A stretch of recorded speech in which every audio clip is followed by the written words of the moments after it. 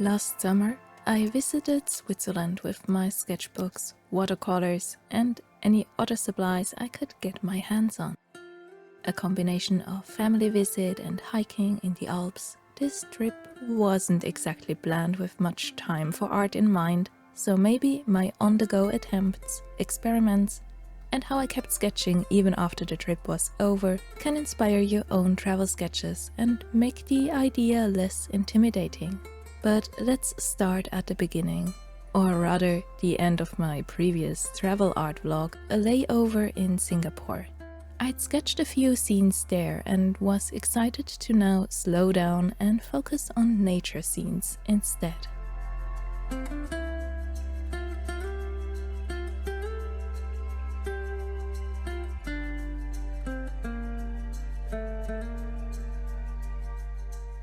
We headed into the mountains to South Fe. Immediately, that change of scenery inspired me, though the height difference and an intense hike on day one plus jet lag kept my energy in check. So I started sketching slowly, with my dry gouache pens, a water brush, and my usual sketchbooks. We were traveling as a group, a rare occasion for a family reunion as well as family friends, and so I went with small, quick sketches, leaving more time to enjoy spending time together. Whenever I did use my larger sketchbook, the one with cold-pressed paper, I felt a bit overwhelmed. Like I was spending too much time just trying to fill this larger page instead of focusing on the details and scenery I was actually wanting to capture. I think travel sketching can take a lot of different forms and have different names. There are travel sketches that could be called plein air landscape paintings. A trip might be planned around getting as much time painting in as possible, or it might even be an art retreat. Or it could be called urban sketching, associated with expressive, quick line drawings and washes of color often done in city environments. There really is no wrong way to go about travel sketching. It could just be little doodles with notes and dates, like a visual diary of a trip. In my case, these are scenes I wanted to capture, a view from a cafe in the Alps where we had lunch, or the hut on the horizon on the end of a long hike. If I were traveling by myself, I'd probably paint much more, but small sketches done while everyone's drinking coffee or waiting for the slower half of the group to catch up still scratched that itch of painting. And I got to experiment with my art supplies and different painting techniques. I had the same two sketchbooks with me as I did for Singapore, of course. The smaller one with hot pressed paper, the larger with cold pressed paper for color washes and textures. Though while a water brush is convenient for painting on the go, I often felt like I couldn't really take advantage of the cold pressed paper and larger surface without a big watercolor brush. That's why I'm slowly shifting to more mixed media, both in paper and materials, when it comes to travel sketching.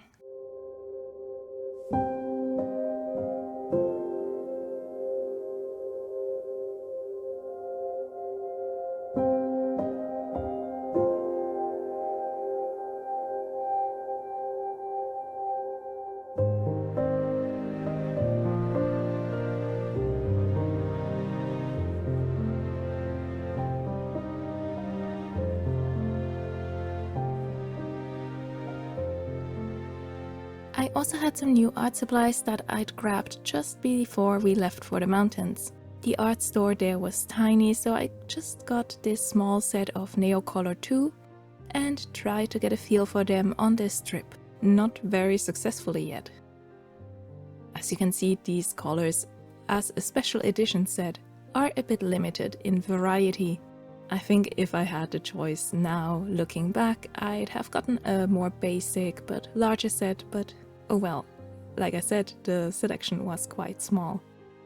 I still really liked the intensity of these colors, and whenever I couldn't really bring my gouache set along for proper painting, these were perfect for adding little color accents.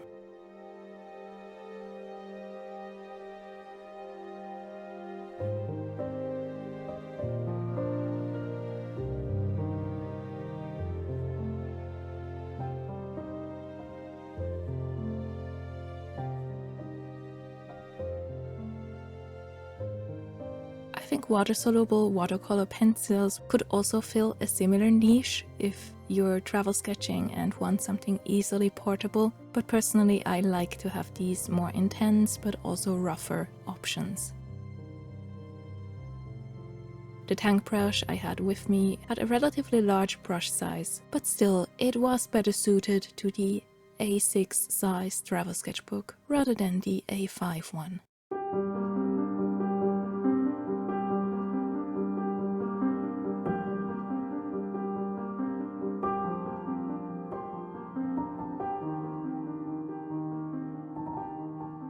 I'd also, on a whim, bought this mini set of gouache in a cyan, magenta, yellow, black and white color,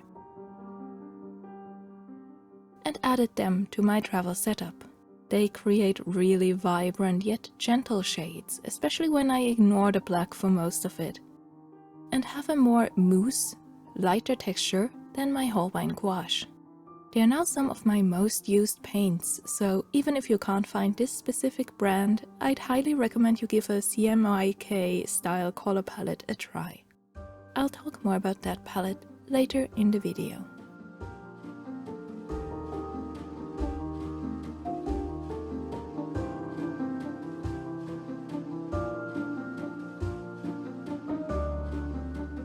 So, me and mountains don't get it along, at least when painting. I really struggled capturing that sense of scale in all of these sketches.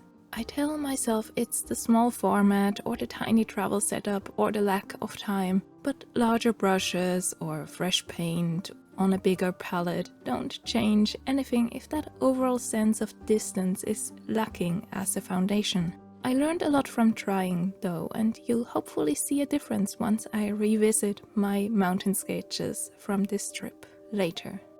I do like how the snow on this mountaintop here turned out. It's the most realistic part of the sketch, and then I faded away from that into more expressive watercolor textures and patterns. That might be an interesting style to pursue when I'm under similar time constraints in the future, focusing 90% of the time on one key area I'm interested in, and then going for a more abstract finish for the rest. The one sketch I had the most time for came with a different kind of challenge. We were on the highest point in the area on the Alaline, and I felt pretty dizzy trying to adjust to that. I went to sit down and draw in the slowly rotating restaurant at the mountaintop. That rotation really didn't help. It was a fun challenge to paint a subject that disappeared for long stretches of time only to then come back from a different angle, though. A combination of painting from observation and from memory or imagination.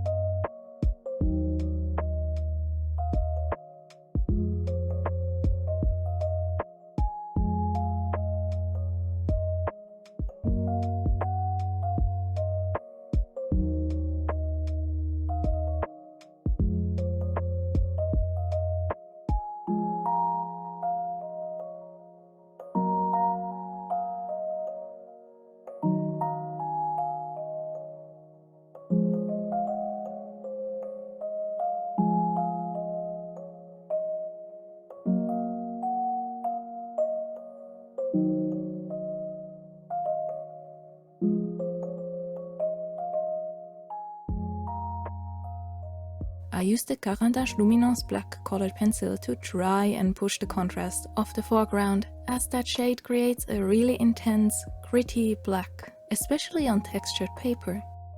For my taste, I actually overdid it a bit, but these are learning experiences and I'm happy that I got to experiment so much on this trip. To emphasize the distance, I'd now rather go for lighter, faded colors to hint at the atmospheric perspective. Going too dark too quickly can make everything look closer and more oppressive than intended. I may be from Switzerland, but not a mountain Swiss, so to say.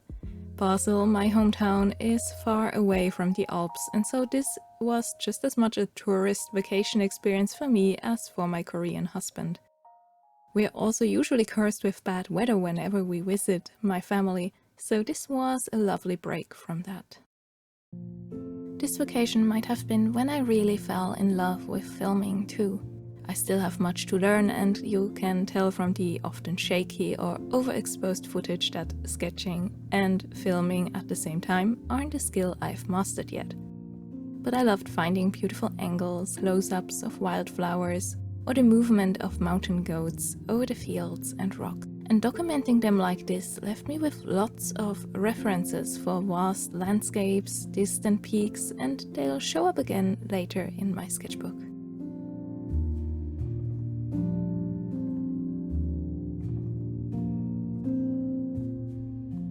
I even sketched some quick Swiss fantasy art ideas while up there with a creature from mythology and a mountain landscape.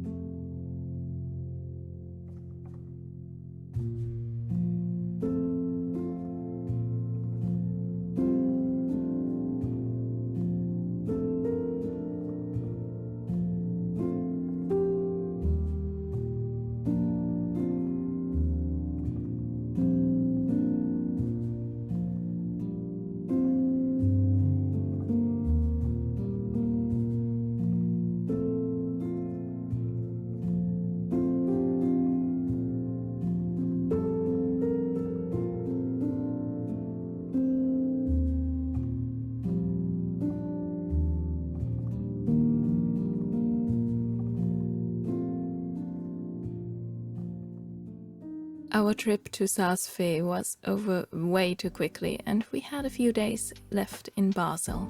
A chance to meet friends, visit favorite spots, and sketch at the Ree, the River Rhine, and visit the biggest art store there. Honestly, a lot of Caran d'Ache products are really easy to find in Korea as well, so I didn't plan on making my luggage heavier than it had to be. I grabbed a few luminance colored pencils in open stock and a sharpener as I'd lost my own. It's kind of strange to think that nowadays I can get these exact same products, sometimes even a larger selection, on the other side of the world. Do you have any art supplies that are only available in your home country, that are hard to find internationally? I feel like it's really gotten so much easier to get anything anywhere, though I'm sure there are still so many hidden treasures out there that people can recommend.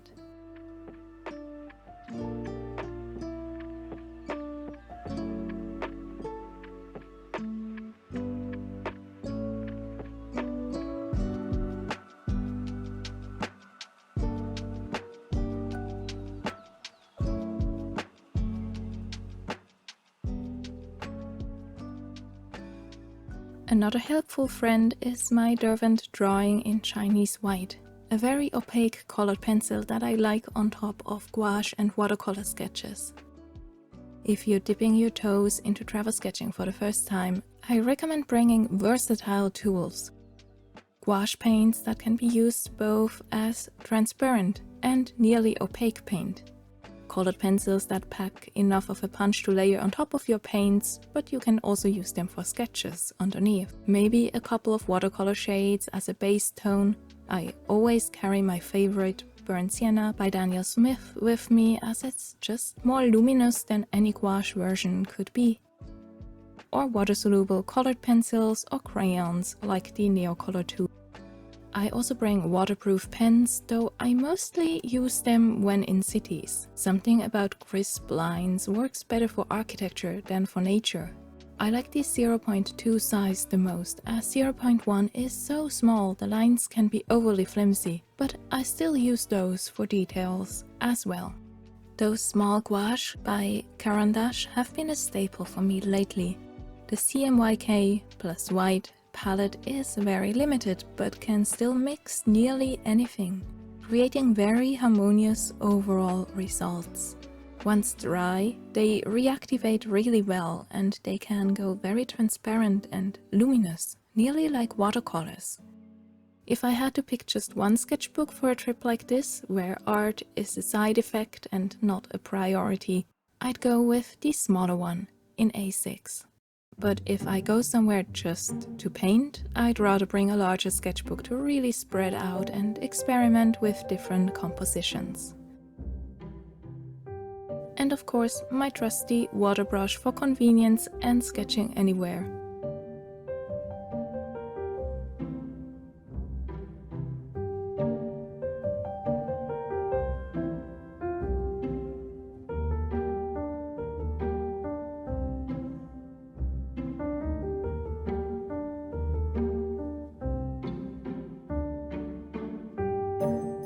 I did catch up on some work on the go, but then often procrastinated by coloring more of my line drawings or using a combination of gouache and those Neocolor II for more details.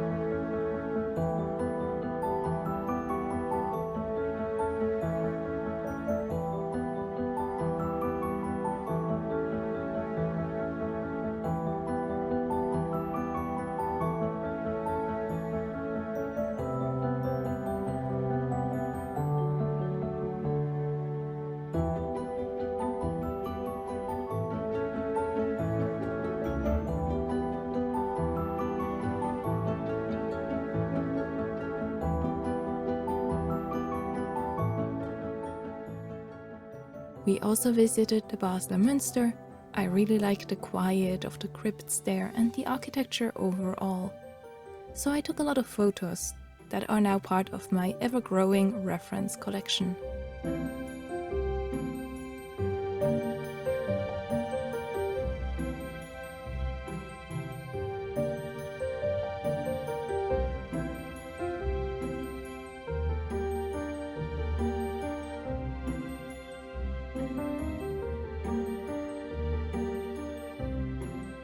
If you only spend a day or two in my hometown, maybe if you're passing through to Paris by Déjeuner, the Münster, wandering around both Gross Basel and Klein Basel, maybe visiting a museum and sitting at the Rhine with snacks and drinks is my personal recommendation.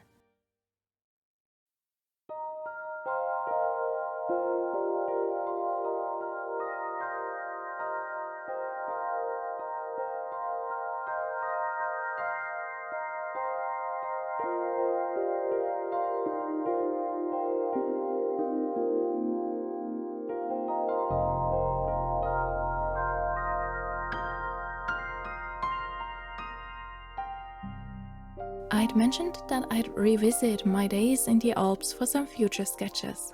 Let's skip ahead a bit. Months later, in Korea, when it was still cold and rainy, I felt the urge to return to my scenes of mountains and wildflowers. I'd also, over the winter, already painted a small gift for my grandmother. A view of a mountain she'd climbed multiple times when she was much younger, with flowers in the foreground. I was really happy she'd been able to join us for that vacation and wanted to send her a little memory in painting form. So I'd gone through all my photographs from the trip and organized them, ready for whenever I wanted to sketch, study and paint. I used this watercolor paper with a pretty rough texture that I'd also gotten on that trip at the tiny art store. It's definitely not my preferred type, a bit too rough, but I loved layering all those purple shades for the flowers especially.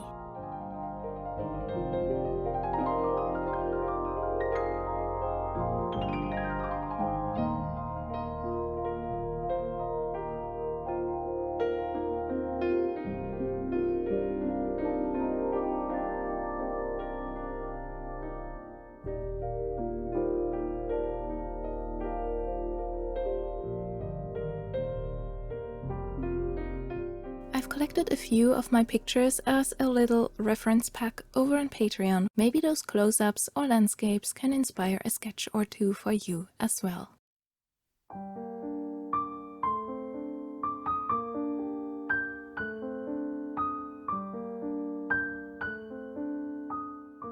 Here I've got to be honest, I'd completely forgotten these line drawings were still unfinished in my sketchbook. It had been nearly a year at this point. But well, a busy year, so better late than never, and I used them as quick warm-up opportunities.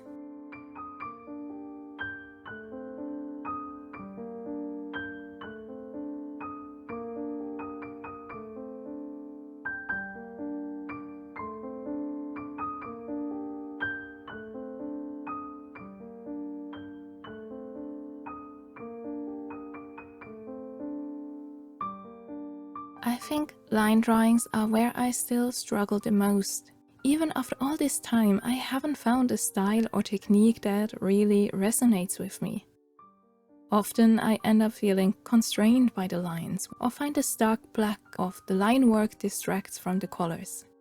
I want to experiment more, maybe with softer lines or using different types of pens or different color shades.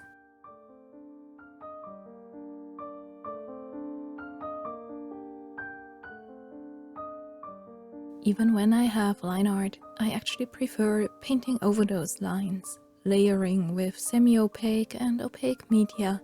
So I think I actually might do better with lighter lines or just colored pencil lines, and it's something I want to experiment with more.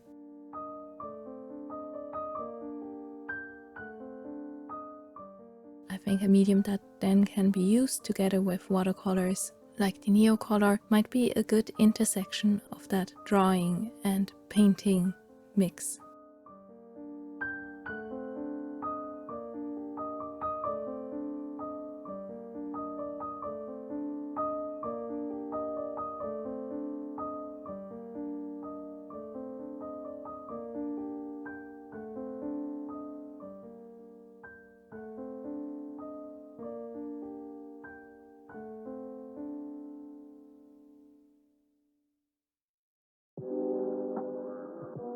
Here I really enjoyed the Neocolors together with white gouache to kind of soften them and dissolve them, and it's when they finally clicked for me as a painting medium.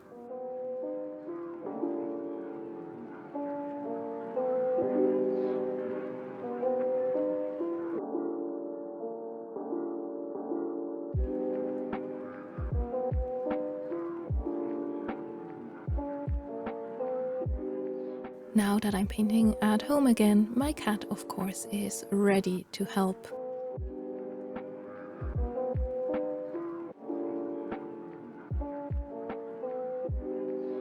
Overall, I've been enjoying this combination of gouache and Neocolor for other sketches as well. I think my favorite is still a tree I'd painted based on a photo I took in Singapore that also layered a lot of Neocolor and gouache together.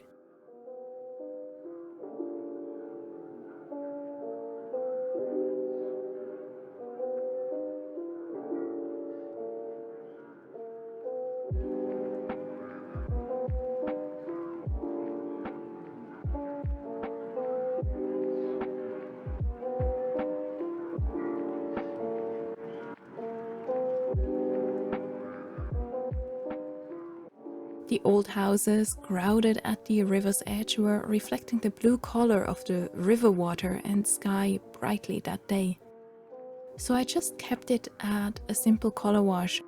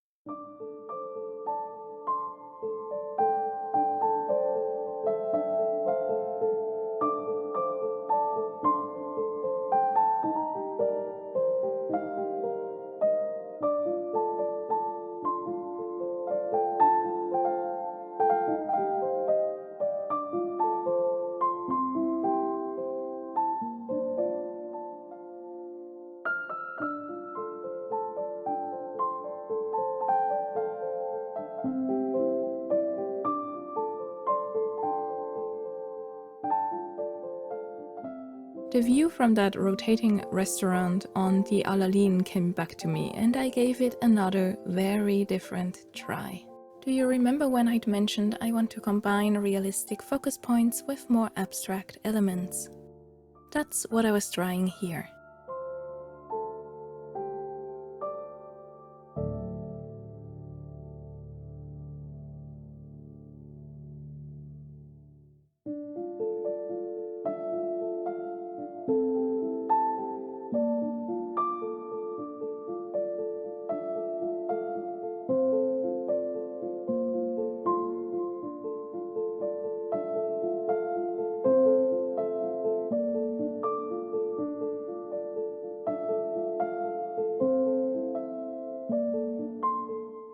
The structure in the foreground got naturalistic lighting as I tried to emphasize its relative closeness to us, the viewers. The texture of stones with the dark neocolor, the warm sunlight and undertone of the rock hinted at with that pink neocolor. And then lots of gouache on top to show the solidity of stone. I kept the brushwork playful, only tightly rendering those few man-made elements. I had this vague idea of wild versus made, nature versus structure. Not sure how well I captured that, though. And the mountains in the distance are just barely there paint patterns.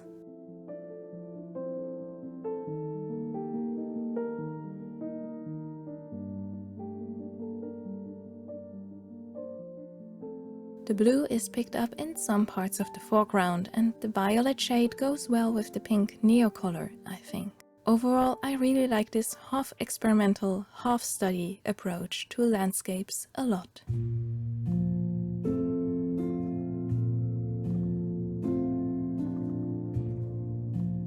Have you ever tried travel sketching? Do you find it intimidating or stressful? I've now heard multiple times that people feel embarrassed or stressed when drawing outdoors. And my answer to that has often been that no one really cares all that much. Nobody will remember you did that by the end of the next week.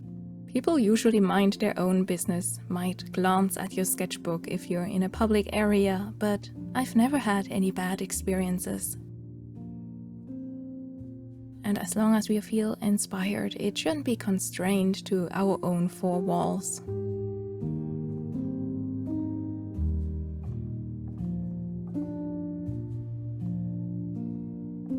Maybe as a first step, if you want to give outdoor sketching a try, go to a space that is pretty unobtrusive. Maybe a cafe with a table in a corner, and just sketch a little bit there to get used to the sense of being in public.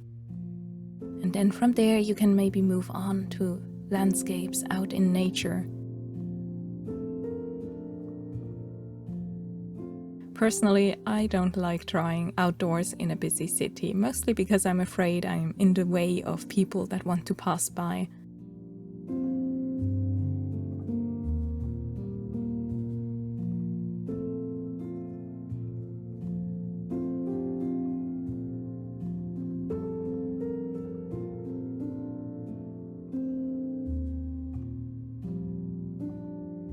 The bright magenta, yellow and cyan reminded me of those wildflowers in full bloom that summer, so that's what this scene here is inspired by.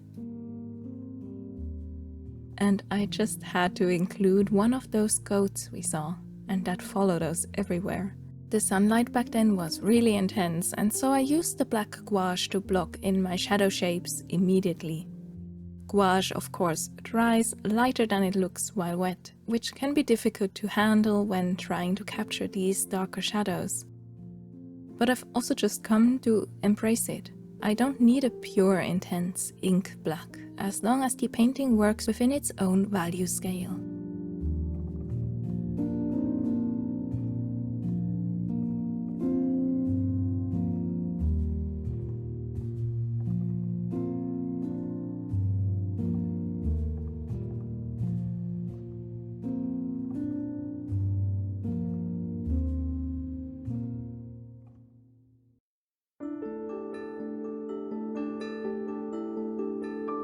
Compared to all those distant mountains, this was about closeness, about texture and overlapping stones and plants. The cyan and yellow mix very bright greens that I toned down with just a tiny bit of magenta, and I went from transparent to opaque with my gouache paint.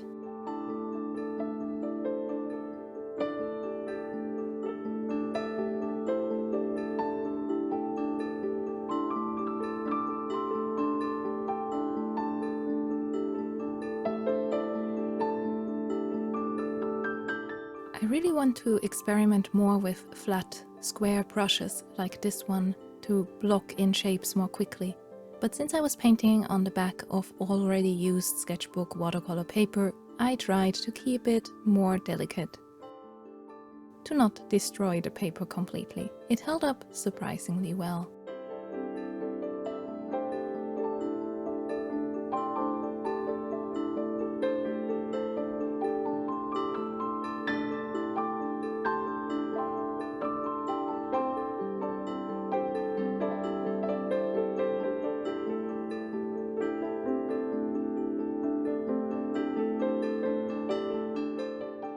It will be a while before I can visit Switzerland again, but I liked reminiscing on our time there while painting this. If you find travel sketching intimidating, maybe this is something you'd enjoy too. Sketching small scenes inspired by your pictures and memories from a trip, looking back and remembering what your surroundings felt like. Was the sunlight intense? Was it misty, chilly, loud? How can you bring some of that on-location feeling into your sketching practice at home? I recommend using your own photos as reference whenever you can, even if it's just a tree from a park nearby, as that really influences our sense of aesthetic and composition.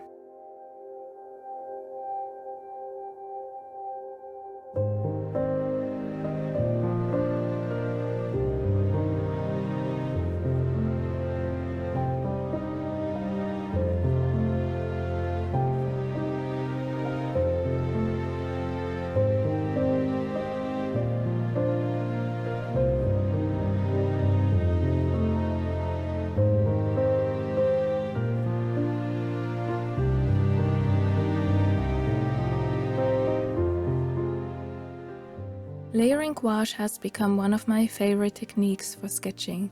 I love going from more translucent, watery layers to these nearly opaque impasto touches at the end, and having time to think over and change forms as I go along. Painting at home also made it easier to use fresh paint, which can be tricky to bring along while hiking and painting outdoors while in a hurry. So maybe in the future, painting those watery layers while outside and then finishing with heavier paint at home might be a way to combine the best of both worlds.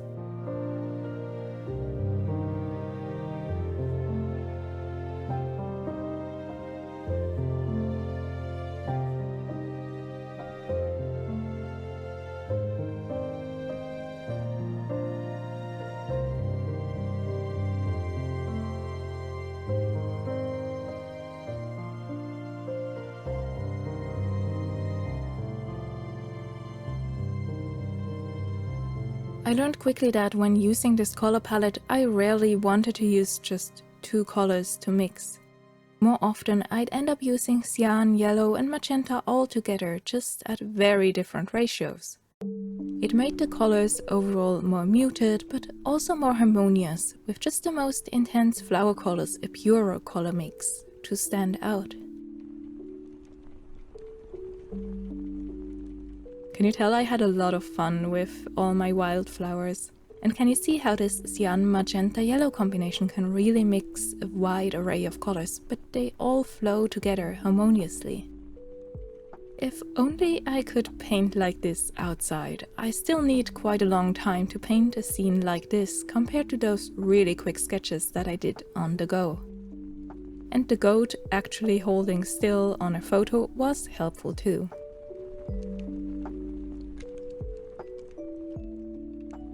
I'd love to hear which of these sketches are your favorites, if it's the one that I painted on location, even if they're a bit more messy, or maybe not the most ambitious, or the ones that I painted more slowly at home. I've also been thinking about what to do with these, because while at first I was a bit skeptical about my sketches done in Switzerland, now that I look at everything together, I'm actually quite proud with this little series of paintings. Maybe a little travel art scene with just sketches and maybe notes on where I painted them would be a nice way to finish up this little sketchbook project.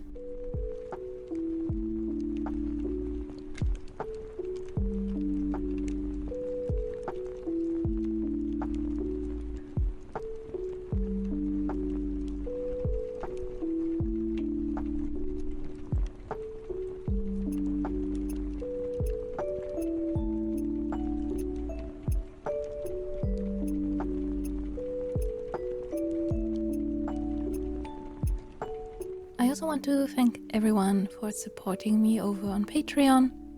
Kind of special thanks and shout out, especially because I haven't been able to post a video in a while due to being sick and really busy. But I always try to at least update Patreon with work in progress pictures and what I'm currently sketching and what I'm planning to do next. So thank you so much for the support there. It really means a lot.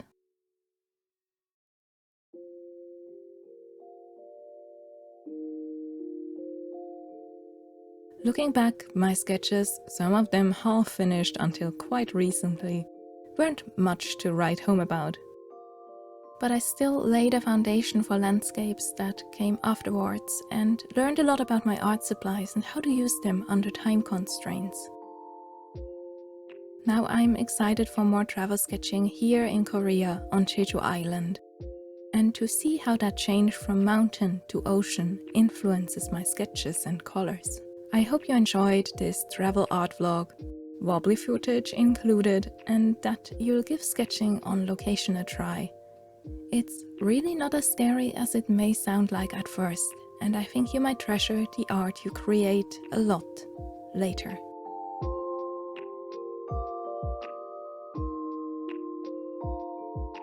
Thank you so much for watching, and I hope to see you again in my next art video.